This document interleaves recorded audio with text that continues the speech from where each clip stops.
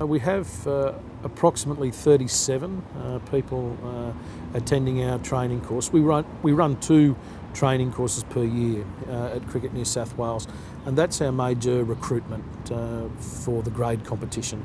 So 37 at this stage on the books. We've had one night of that course. It was great to see. We also had 20 members attend last Thursday as well, so must be the year of examination, I think, and causing members to come in and resit the training course for a refresher. But that's really positive. We've got a good team of trainers to work with the 37 new people, and of course the last course we conducted back in February and March led to 48 new members being inducted at our May meeting, which was a record for the association. Yes. So from these 37 that are going through at the moment, how many do you think are likely to go through? You would remember Peter Hughes well, and he had a good formula, and he'd say you'd take the number that enrol, and he would say that around about half of those will pass, and around about half of those will join, and around about half of those will come into grade cricket. So we're actually hopeful now that with our training techniques that we have well more than 50% of people who'll pass the exam. We're expecting around about 3/4 of the participants to pass our exam.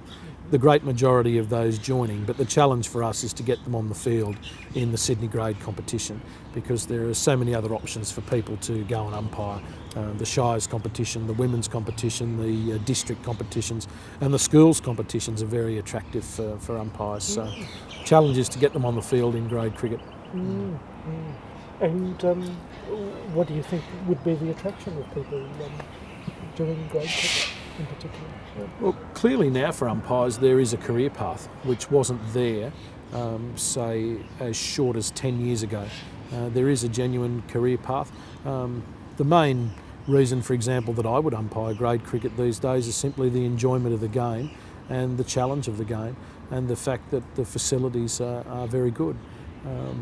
We always say that umpiring's the best seat in the house, and it certainly doesn't cost us to do it. The money that umpires can pick up will more than cover their expenses, and grade cricket is a competitive competition, and it's a competition that's of a very good standard.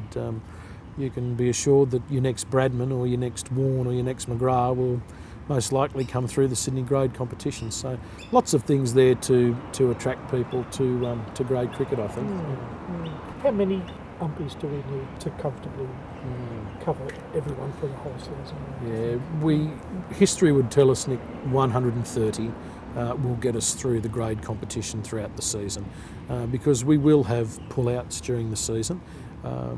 And we will have unavailabilities during the season, because one of the things the association has always said is that family first, work second, cricket third. So it's there's not an expectation there that umpires are available for every Saturday and every Sunday of the season. So whilst we need 100 on the field each Saturday to fulfil our commitment to Sydney Cricket Association, we probably need as many as 130 to be comfortable, because our real goal for 2009-10 is to make sure that there's no grade match that goes without 2 umpires, and we haven't been able to fulfil that in recent seasons.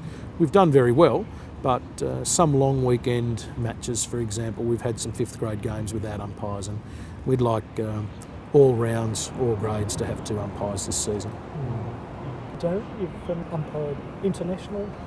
Yeah, I had a great run, Nick. I really did, and I loved every minute of it, because I just love umpiring. Anywhere from Green Shield through to first grade cricket. I was very fortunate to umpire one first-class match at the Sydney Cricket Ground, and that was a dream come true. New South Wales and Tasmania in 2007, and I guess 2 other highlights have been New South Wales versus England, a 3-day match at the Sydney Cricket Ground, and ACT against India at Manica Oval in Canberra on the last Indian tour in January 2008. So also, while I was on the country panel, a great experience at Bradman Oval, Bowral, New Zealand against Australian countries. So I've officiated in 3 international matches, so to speak, and the first class match was very special. So it must be such a thrill to do that. Yeah, it is. Every game's a thrill, but there's just something special about being in the middle of the Sydney Cricket Ground, and without our association, that dream would never have come true for me. So it was a great delight. Yeah.